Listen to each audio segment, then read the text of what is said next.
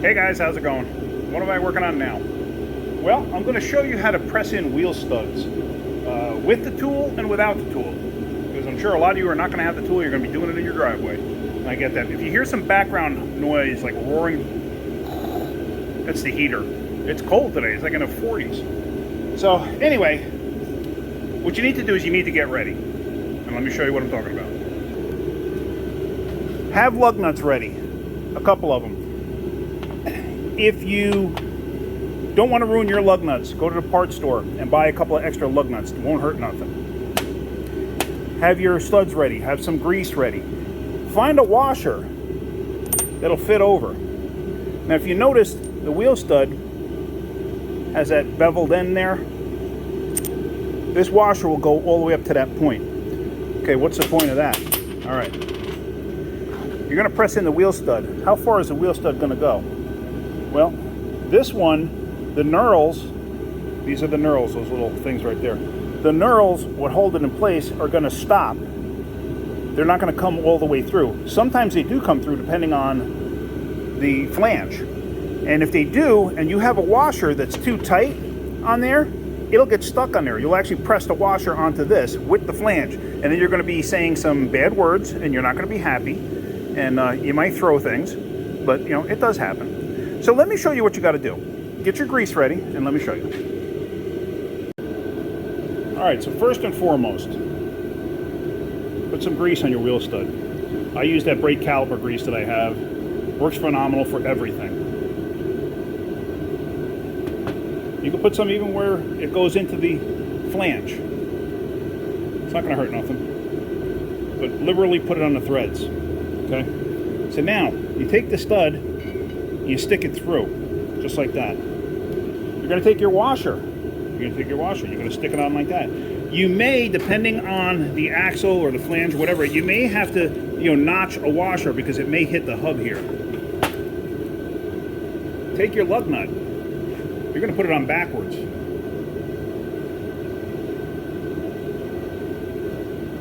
And you're going to thread it down. Usually I like to thread them down by hand if I can. Now the reason I'm using his old lug nuts is because I'm going to replace them with the new ones that came with the kit. So I'd rather ruin his old ones because a lot of times you will ruin a lug nut. Not all the time, but a lot of times you will. And basically just tighten it down. And when you see the butt end of this actually bottom out, just stop. You'll hear the gun get, it'll start to strain a little bit. If you're doing it by hand, with a breaker bar or something like that, and you just kind of got to go by feel.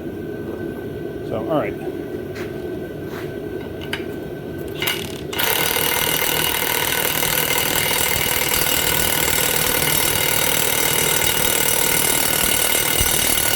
Okay, so that, a lot of times it'll go. This is a tight fit, so what I'm going to do, I'm going to back this up a little bit, put some lube in between the two. It'll help your situation out.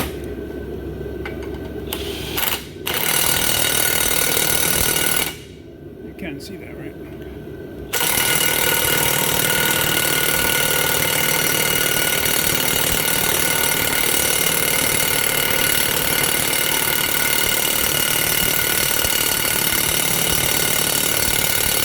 I think the battery might be weak in my gun. Hold on. Oh yeah, it's real weak.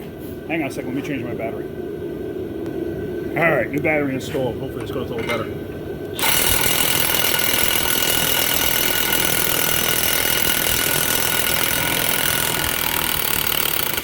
And it's stripped. Look at that. Awesome.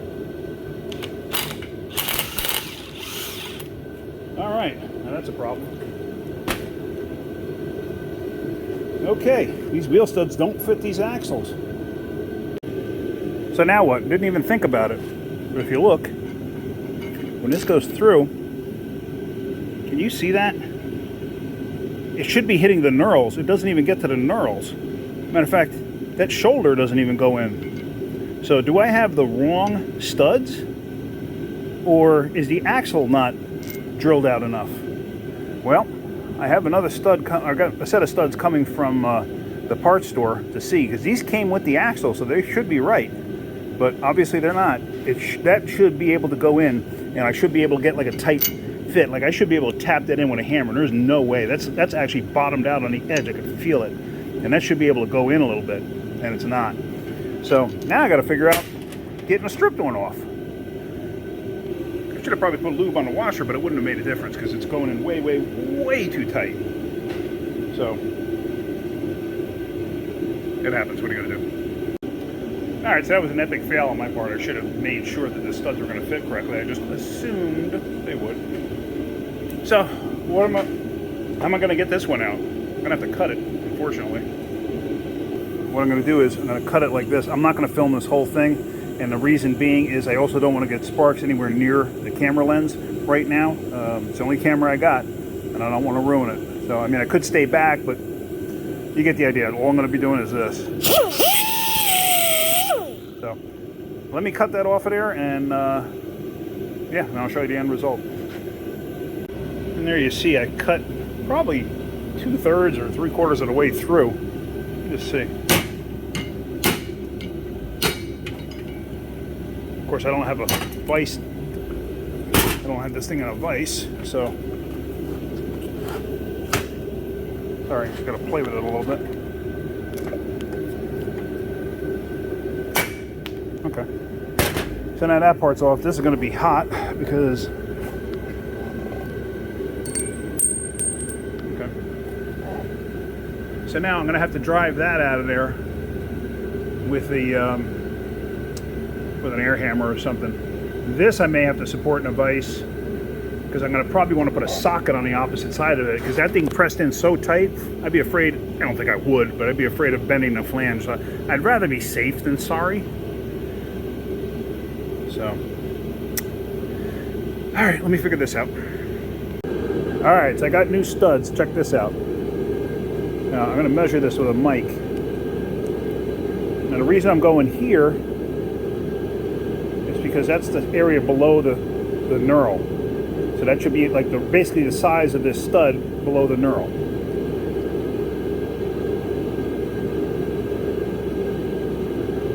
Alright, so there, that's zeroed out. Okay. Now this one, I'm going to have to go to the front edge here because I don't have a shoulder there that's good enough to reach on.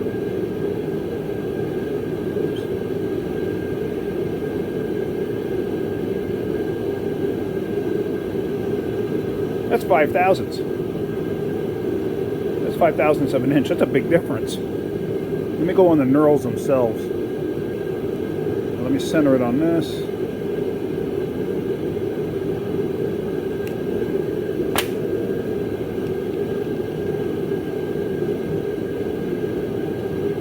$5/1000ths. Yeah. So these new studs are 5/1000ths smaller. That's a huge difference. So now, let's see if you can see this.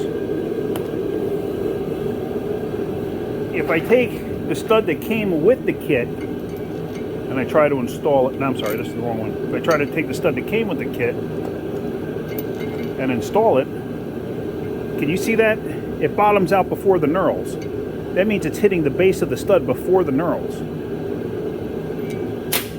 The new stud that I got from the parts store, the knurls go all the way in. See that? And I can actually feel the knurls grabbing.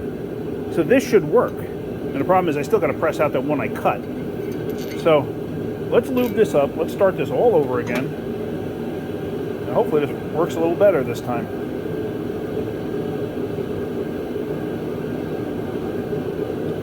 Like I said, you can get some on there. It's not going to hurt nothing. Some of the lube on there. I'm going to take that same washer. This time I'm going to put lube on it. I mean, it wouldn't have made a difference anyway. The other one would have broke. I'm going to put lube on both sides of the washer. See that? Stick that on there. Put the nut on backwards.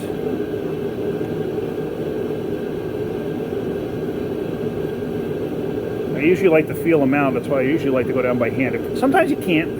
Sometimes you can't. Sometimes you got to use the gun. But if I could bottom it out by hand first, I prefer it.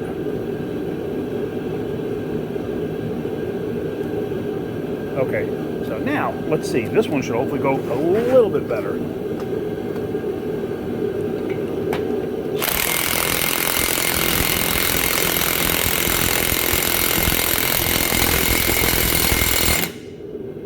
All right, I just felt it. I don't know if you heard the gun strain all of a sudden at the very end.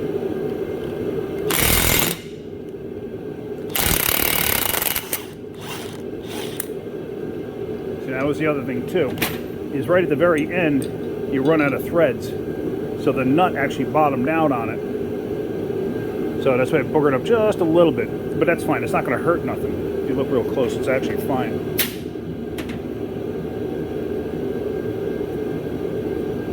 So now, that's why I like this tool, if I can find it. So this tool, it's a bearing. See that? Works like a throwout bearing in a clutch for a manual transmission. Same thing, I gotta lube up the stud.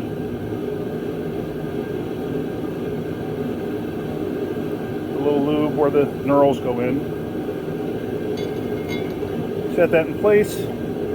Set this tool in place. It's a Lisle tool, or a snap-on tool, I mean. And now these, the acorn has to go into the tool. And then basically it's the same principle. This one uses a lot less friction because it's got a roller bearing. So this one should be easier to go in. Let's see.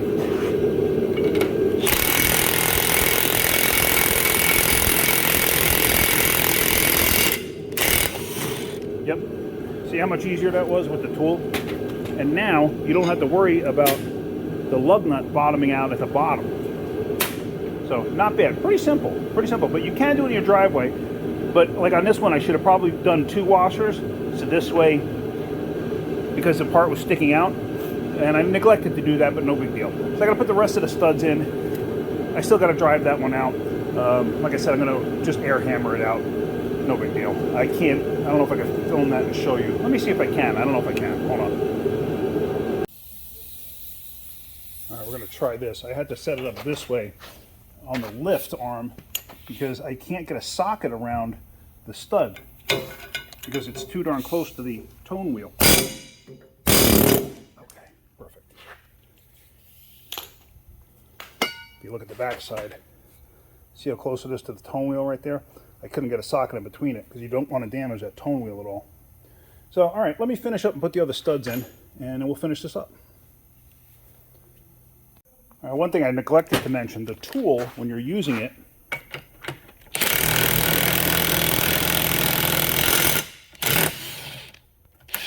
has a tendency to not destroy the lug nuts, whereas doing it the other way does have a tendency to destroy lug nuts. So if you think about it, in the end, if you plan on doing a bunch of lug nuts or a bunch of wheel studs, it may be worth buying this thing. It's only like 18 bucks. So, and it makes your life that much easier. See how easy that stud went in? I mean, it goes in nice with that thing. Forgot to put lube on.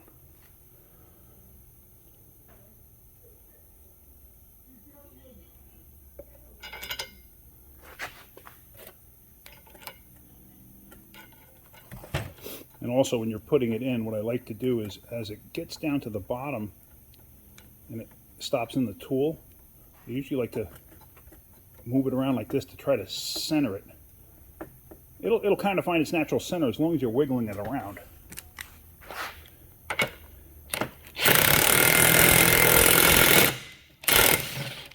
And you can feel the thing come to a stop, so you know you're in.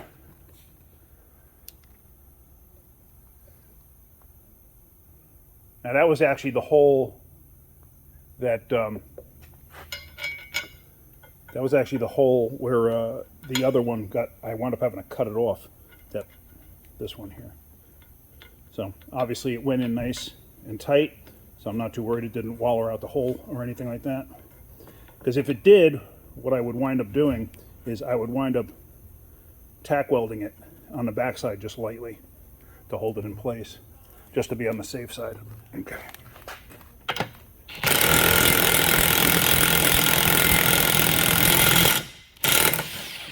And there you hear a definite change when it bottoms out. All right, so that's it for this video. You know, shoot, I make mistakes. You know, I actually very rarely run into that issue, so I didn't even think it was going to happen. But things do happen, as you see. You know, when you're working in a shop, not everything goes smooth. So at least you got to see problems that I have. So, all right, hopefully you got something out of that. If you did, hit that like button. If you could, please subscribe. All right, guys, have a great day. Keep wrenching.